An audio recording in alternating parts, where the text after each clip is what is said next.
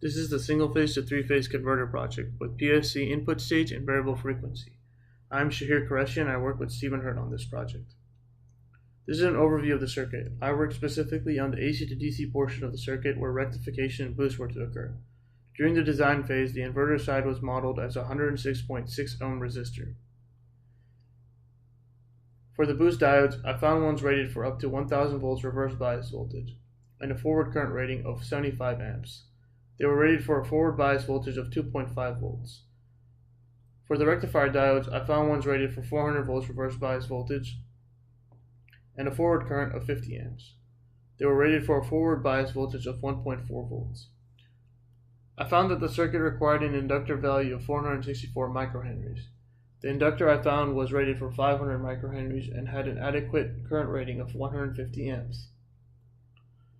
The capacitance requirement was at least 1240 microfarads. I found one at 1240 microfarads that was rated for up to 700 volts DC. It had an ESR value of 1.3 milliohms. The capacitors were placed in the circuit in a configuration where there were two pairs of them in parallel with each other.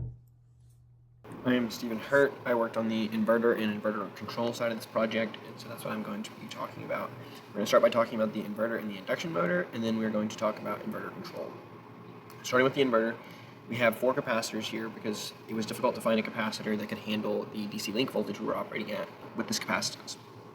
You can see in this waveform our output voltage and the DC link current. The output voltage has some ripple on it as well as another periodic signal due to the interaction with the induction motor, and we'll talk about those issues as we go through.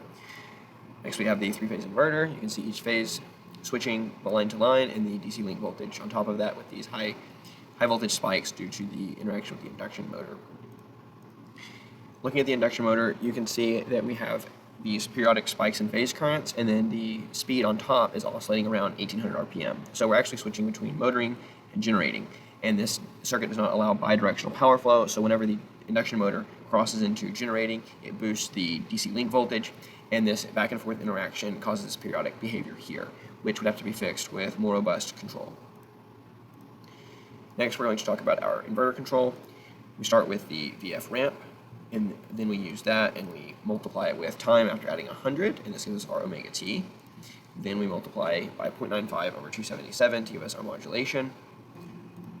Then we do our DQ to alpha beta conversion, and then with that we can generate our space vector modulation that's increasing in frequency and in amplitude.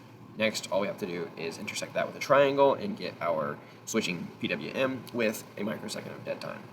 That covers our inverter control from end to end as well as the inverter. Thank you.